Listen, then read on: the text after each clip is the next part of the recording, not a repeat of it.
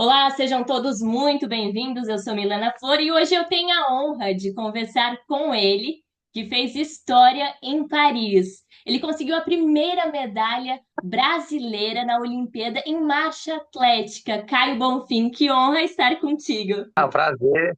É um prazer estar com vocês também. Caio, você veio para o Brasil, me conta como é que está sendo esse recebimento, dando várias entrevistas, tirando várias fotos. Como é que está sendo para ti? Ah, diferente um pouco, mas é a parte boa. É muito legal. O carinho das pessoas encontrando na rua, falando, dando uma mensagem. Aí você vai sabendo tantas pessoas que vai descobrindo, né? Tantas pessoas que torceu por você, né? Pelo carinho delas ali, de incentivo. Para mim tá sendo, assim, tá sendo sensacional. Tô experimentando um sentimento todo dia que encontrar alguém, assim, vai no mercado, vai na padaria, o cara pede pra tirar foto, dar um abraço, contar a história dele sobre a prova, de ter acordado, ou de não ter dormido para me assistir, isso é muito legal. E, Caio, a sua estreia em uma Olimpíadas foi lá em 2012, em Londres, que você ficou em 39º, depois teve o Rio, ficou em quarto, aí em Tóquio, 13º, e agora em segundo. Do 39º ao segundo lugar, teve muito trabalho. Me conta como é que foi esse processo. Foi, assim, a primeira Olimpíada já foi, assim, fantástica, eu tinha acabado de fazer 21 anos, né, primeira oportunidade de poder mesmo estar numa Olimpíada, né, em 2008 eu ainda não podia, então foi muito legal, foi muito marcante, mas a prova em si não foi do jeito que a gente podia dar, né, assim, a gente podia fazer um resultado muito melhor, aí, mas assim, conseguimos aquela experiência olímpica, maturidade para chegar na Olimpíada do Rio de Janeiro, em casa, mais pronto, né? E ali a gente bate na trave com um resultado que para mim foi muito, eu tenho muito orgulho, sabe, da quarta colocação. Não foi assim uma coisa ruim para mim, eu levo com muito orgulho, porque ele mudou um pouco o cenário da marcha, né, o respeito, né, um mais conhecido essa modalidade, mas eu queria ser medalhista olímpico, né?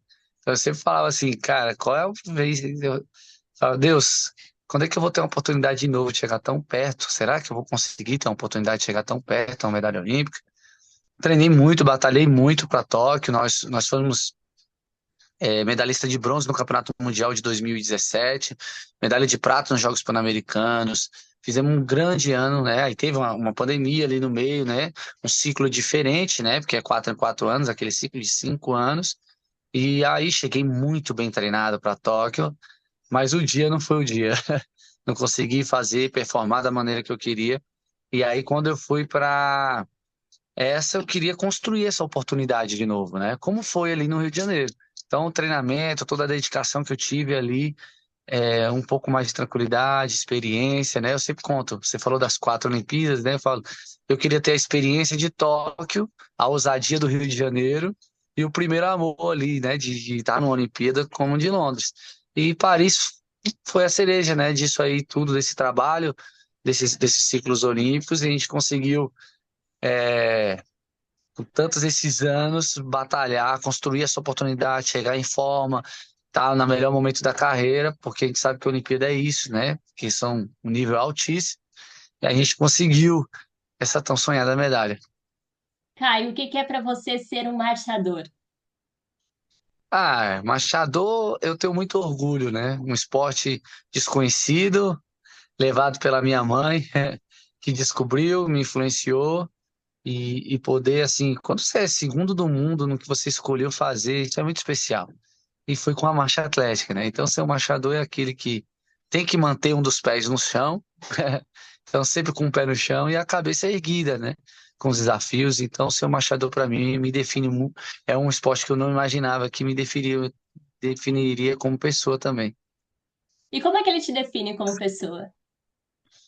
Ah, de ser batalhador, né? É diário, né? Eu sempre brinco que o meu forte é a segunda-feira, que é o recomeçar, trabalhar, vamos mais uma vez, paciência, muitos quilômetros, muita renúncia. Então, tudo isso define o marchador, mas define o Caio Bonfim também. E dentro essas renúncias, antes mesmo de você começar na marcha atlética, você sonhava em ser jogador de futebol. Como é que você desistiu de ser jogador e foi para a marcha atlética? Eu não sei até hoje se eu desisti mesmo. É, a marcha atlética, ela é entrou na minha vida, né? Cresci com a profissão da minha mãe, era algo normal, mas a minha paixão era o futebol. E essa paixão eu cheguei a sonhar que seria um jogador, poderia ser um jogador, e trabalhei muito. Então, assim, eu transicionei só de esporte, mas a dedicação era a mesma, né? Então, é, como eu comecei a me destacar pelo preparo físico no futebol, e fui contando isso pro meu pai é meu treinador junto com a minha mãe, né? E ele com esse olhar, falou, cara, esse preparo físico que você tem, mas a técnica da marcha atlética, você ia se dar bem no atletismo. Foi uma dica que ele me deu, né? Aí eu falo, pai, por que não foi outra assim, a maratona, 10 quilômetros, outras provas? Ele, cai, porque assim, você fazia muito bonito a marcha atlética. Então, com o preparo físico, era o esporte que você podia se destacar. Mas eu falei, pai, eu quero futebol. E fiquei ali. Mas um dia eu dei a chance de testar, fui me destacando, fui me destacando. Um dia eu sentei, cara, eu acho que eu tenho que dar uma chance para mim. E dei, me apaixonei pela marcha atlética e me tornei um marchador. Então, não sei se eu cheguei a desistir do futebol ou eu estou dando a chance na marcha atlética até hoje. E tendo já em casa a sua mãe, como você disse, que dicas você leva, dicas de mãe, assim, para quando você tá ali treinando e até nas provas que você leva, assim? Ah, minha mãe era uma atleta muito, muito dedicada. Então, era chuva, sol, viagem de férias, ela sempre estava treinando. Então, meu pai me influenciou aí a correr, a fazer atividade física, a entrar na marcha atlética, mas quem me ensinou o que que é ser um atleta de alto rendimento foi minha mãe. Então, assim, aqueles treinos baixo de chuva, dedicação, muitos quilômetros, aí ela tá lá toda dolorida, saber o que que era ter que dormir cedo, se alimentar bem. Então, minha mãe foi essa referência para mim como atleta, né? E, Caio, eu vejo que você tem bastante apoio da sua família, né? Eu vi até uma entrevista da sua esposa dizendo que às vezes você acorda no meio da noite e lembra de alguma coisa e treina. Como é que é isso? Ah, ela contou aí um bastidor. É porque a parte técnica no esporte, na minha modalidade, ela é muito importante, né? Então, às vezes a gente está trabalhando ali para decorar uma técnica, para melhorar ali um braço, algum movimento, e às vezes quando você deita ali, que você se acalma, você entende aquele movimento, fala, aí eu tenho costume, pode ser a hora que for, se eu tive, cara, eu tenho que manter isso aqui, calma aí, que eu achei a técnica. Aí eu saio marchando pela casa, se for hotel, é corredor de hotel, aí eu vou ali, ó, é isso mesmo, é isso mesmo. Tá certinho. É esse movimento. Amanhã eu vou fazer no treino. Aí volta a deitar. E aí ela já viu algumas vezes e um dia ela contou uma curiosidade. E, Caio, conta pra mim agora com seus dois filhos, como é que é essa rotina? Tornou mais pesada? Como é que foi? Que é uma rotina que você começa a abrir mão ainda mais, né? E aí você começa a ter esse convívio para criar seus filhos, né? Ali no primeiro os meses, né? Colocar para dormir, ajudar ali depois aquele menino começa a andar e aí é, e eles parece que são atleta também, né? Movimentam muito. Então, para mim foi um prazer porque foram preços que eu gostei de pagar e ter filhos sempre é um investimento, sempre é muito bom porque o retorno desse investimento é essa alegria quando nasce um filho, nasce um pai, você poder ser pai. Desse momento, você vai ficando mais sério, vão te ensinando. Você acha que vai ensinar para o filho, eles vão te ensinando. Então, eles foram fundamentais, não só para o Caio, pessoa, mas para o atleta também. E como é que eles te ensinam como atleta? Primeiro essa resiliência, né, essa dedicação de ter que cuidar. Depois essa, eu brinco que o Miguel me ensinou a comer melhor, né, porque ele tinha uma dieta, ele tinha algumas alergias e ele tinha toda uma programação aí que a gente botar ele na primeira escola dele, ele ia almoçar na escola, né? E aí ele tinha um cardápio já programado, assim, 2 meses você já sabia o que que ele ia comer. Eu falei, cara, como é que eu quero ser um medalhista olímpico? Que se ele come melhor, tem uma organização alimentar muito melhor que a minha nutricionista, eu preciso melhorar isso. Então eu brinco que o Miguel me ensinou a comer melhor. E o Theo, quando ele era recém-nascido, a minha esposa ainda estava estudando, né? Fazendo curso superior. Então à noite eu ficava com ele para ir para a faculdade. E ele gostava de dormir cedo. Então, como você sabe que bebê ele vai dormir, mas tu sabe que ele pode acordar a qualquer hora, eu aproveitava, então ele ia lá, 7 horas da noite a gente estava dormindo. Que a gente não sabia que horas até que horas. Então, não deixa para dormir 10 horas, porque ele pode acordar e você ficar sem dormir. Então, um me ensinou a comer melhor e outro me ensinou a dormir melhor. Eu comecei a dormir melhor, ter mais qualidade de sono, dormir mais cedo. Isso foi melhorando. É a mãe que sofre mais em relação a isso, é óbvio, né? Tem que dar de mamar e tudo. Ela segurou a onda, me ajudou demais nesse momento, principalmente eu viajando. Então, meus filhos, ó, eu brinco isso, um me ajudou a comer melhor, outro ajudou a dormir melhor. Assim, ressignificar esses momentos, mas ser pai te amadurece também, isso me ajudou bastante. E Caio, você lembra do momento que você ali venceu a prova, encontrou sua família? Como é que foi? Ah, esse foi o momento mais marcante para mim, né? Porque a frase medalhista olímpico mexia muito comigo. Quando eu fui falar para minha mãe, mãe, nós somos medalhista olímpico, aí já não aguentei, já me emocionei. E aí eu faço a zona mista, tá meus filhos e minha esposa. Aí conseguem te colocar ele no meu colo. Aí coloco eles no meu colo, olho para ela, assim, para minha esposa.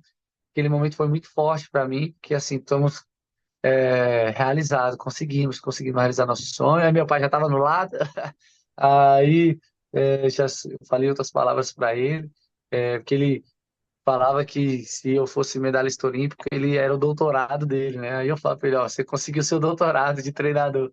Então foi um momento muito, muito especial, porque estava muito misturado, né? O pai com o treinador, a mãe treinadora, a esposa que tem que abrir mão, fazer parte disso tudo, os filhos que, sem saber, né? Poxa, eu fico 180 dias por ano fora de casa. Então, eles sofrem, né? Até porque quando eu chego lá, eles dormem em cima de mim. Então, isso tudo estava muito misturado. Então, esse sentimento tinha, para ter significado, tinha que estar junto com eles, né? E estar eles ali naquele momento tão especial foi muito legal. E Caio, durante a prova, passava o que na sua cabeça? Eu acho que é uma curiosidade de várias pessoas, inclusive.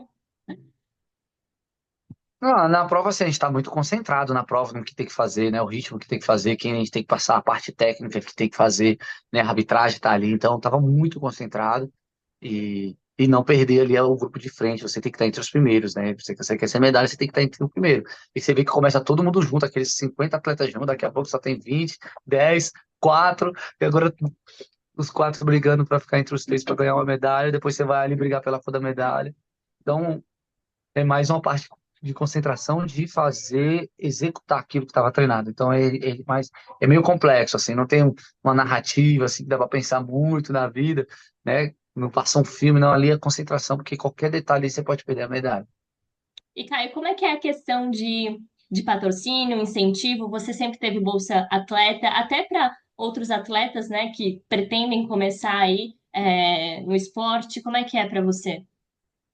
Então, a Bolsa Atleta é minha companheira desde o início, né? Eu comecei em 2007, aí quando eu troquei, né, comecei a fazer a marcha atlética e larguei o futebol, a Bolsa Atleta já apareceu, né? Consegui um resultado bom que me deu a Bolsa Atleta. Então, desde lá, ela vem me acompanhando. Ela é a grande parceira, é a Bolsa Atleta, né? Depois eu tive a Loterias Castro, foi patrocinadora do meu clube e da minha confederação. Isso, de uma certa forma, começou a me ajudar nosso projeto também. E eu fui convidado depois da Olimpíada do Rio de Janeiro para fazer parte do programa de alto rendimento das Forças Armadas, né? Então, sou sargento da Aeronáutica, e a Secretaria de Esporte e Lazer do Distrito Federal. Esses são os meus grandes parceiros, né? E que me levaram e me ajudaram nessa caminhada inteira que a gente falou aí de 2012 a cá, para cá. Como é que é isso do atleta ser ao mesmo tempo militar? Então, é um programa de alto rendimento de convidar os atletas para fazer parte, né? Mais um programa para ter mais apoio, ter incentivo. Nós tornamos militares, né? Abre um edital, nós temos que passar por toda a seletiva, fazemos o curso de formação militar. Então, toda essa parte é muito boa, porque assim, a estrutura das Forças Armadas é muito legal. Você tem uma base, uma ajuda, você tem alguém ali junto com você. Isso é importante para o atleta, sabe? Você não está sozinho. Então, essa parte militar, para mim, foi fundamental, que virou uma família, né? A FAB, né? Os tenentes, sargentos que fazem parte desse programa mais próximo, sempre ali nos auxiliando, me ajudando. Isso é muito legal. Isso é fundamental para um atleta. Então, isso foi outra coisa que me botou em outro patamar, sabe? E Caio, você falou bastante em entrevistas a respeito do preconceito, né, que as pessoas tinham, principalmente no seu início de carreira. E creio que lá no Rio 2016, estando ali em quarto lugar, você já popularizou e também se tornou um pouco, quebrou um pouco desse paradigma. Mas como é para você, como é que foi vencer esses preconceitos? É, Eu brinco que o brasileiro tá na eterna quinta série, sabe?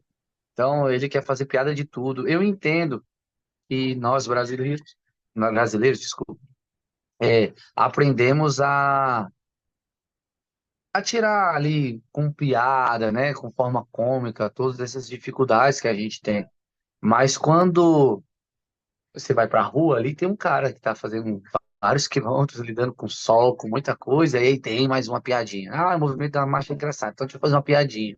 E não vai atrás, né? Por isso que é um preconceito. A gente fala isso não é preconceito, é só ignorância. Não, toda ignorância é parte disso, desse conceito pré-definido, que você nem sabe o que é aquilo, você tem que fazer uma piada porque você acha engraçado. Então isso era uma coisa que era muito chato você ter que lidar com isso todo dia, porque era diariamente, né? Se fosse uma vez ou outra, você sabe que alguns tipos de pessoas vão passar na sua vida, mas diariamente, aquilo ali ia machucando, machucando. E depois da Olimpíada do Rio, mudou bastante. Eu brinco que é a medalha que eu tenho que não está na prateleira. A medalha que a gente mudou um pouco da nossa sociedade, que eu falo de onde eu treino, né? Que é Sobradinho, Brasília. Era ali que a gente ouvia essa piada. Era assim, o teste de fogo ter que ir pra rua, né? Vamos lá, vamos ter que passar numa porta de escola, passar onde tem uma obra acontecendo, ou tem um grupo de pessoas ali, a gente fica. E tinha aqueles que passavam de carro, covardemente, né? Eu brinco, eu sempre falei isso várias vezes, que o som da buzina mudou, né? Porque antes era um pé e um xingamento. A gente já sabia, quando pela buzina você sabia que eu vi um xingamento logo depois. E depois da Olimpíada do Rio, a gente até brinca entre a gente, ó, caramba, olha aqui, hoje foi diferente, hoje foi diferente. Hoje é o dia. Porque ficou aquele pam, pam, vamos lá, campeão, vamos lá, campeão. E isso é muito legal, né? Às vezes você até cobrava uma marcha melhor, ó, cuidado pra você não estar flutuando, ó, traga a medalha de ouro. Isso aí foi muito bacana. Então, assim, do Rio para Paris, isso foi muito legal. Eu não posso falar para você que depois do Rio eu fui xingado. Não lembro o dia. Então foi muito legal isso. Então esse preconceito, né, que acontece, às vezes infelizmente, porque no Brasil não entende que existem vários tipos de esporte, vários tipos de modalidade, ninguém é obrigado a gostar, né? Igual o estilo de música. O cara é obrigado a gostar do estilo de música, mas você não vai lá pegar o cara que está cantando e xingar o estilo de música pro cara. É a mesma coisa. Ah, eu não acho legal marcha atlética. Respeito. Agora, você não precisa ir lá, o cara tá trabalhando, sei lá, fazer um xingamento, ir na página dele, num post dele fazer um comentário, né, pejorativo. Qual é a necessidade disso? Então, acho que são essas coisas que a gente precisa abrir um pouco, né, a nossa mente para a gente poder mudar um pouco mais desses conceitos, né? E Caio, você já pensou em algum momento desistir?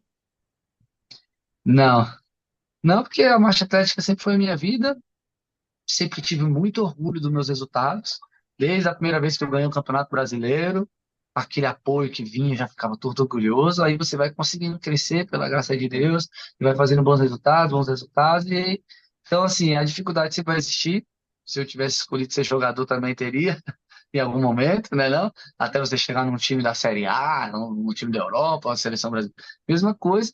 Então, eu queria muito realizar esse sonho de poder ter bons resultados e ajudar também a marcha. Então, isso fazia parte da trajetória. E Caio, você teve como inspiração ali no começo a sua mãe, e agora muitas pessoas estão tendo você como inspiração. Como é que você vê isso? Inspiração para outros atletas que estão vindo? E eu, por isso que eu acho que a medalha está cada dia mais pesada por causa disso. Porque você vai vendo tanto de gente que está envolvida, tanta gente que você está inspirando, a responsabilidade que esse resultado também traz. E é por isso que eu quero lutar bastante para que isso não acabe aí nessa medalha e que eu possa inspirar. Eu fico muito feliz, muito contente quando você faz alguma coisa que inspira as pessoas, né?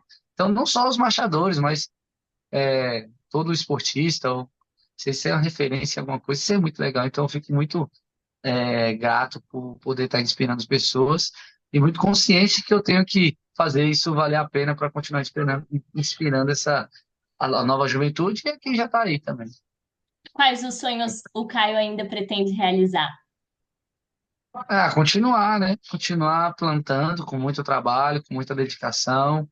Esses sonhos pessoais, assim, eles vão acontecendo de acordo com o que a gente vai alcançando. Estou desfrutando dessa medalha e sonhando para que a gente possa construir, assim, uma cultura esportiva no Brasil melhor, um sistema melhor, para que a gente consiga dar mais oportunidades para os jovens, principalmente para a marcha atlética. Então, esse é o meu sonho.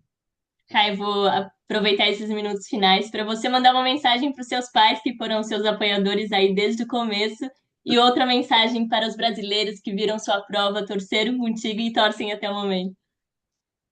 Para esses dois grupos de pessoas aí, a minha palavra é gratidão. Meus pais, literalmente, ter me criado, mas acreditaram naquele menininho inquieto da escola, apaixonado por bola, sempre me incentivaram, todos os meus sonhos, as minhas escolhas. Eu tenho um irmão mais velho, da mesma maneira, ele gostava de música, a gente, sábado à tarde, ia para os recitais dele, aquelas pessoas que sonharam, sabe, acreditaram, e quando eu peguei essa loucura junto com eles aí do atletismo, da marcha atlética, eles foram fundamentais.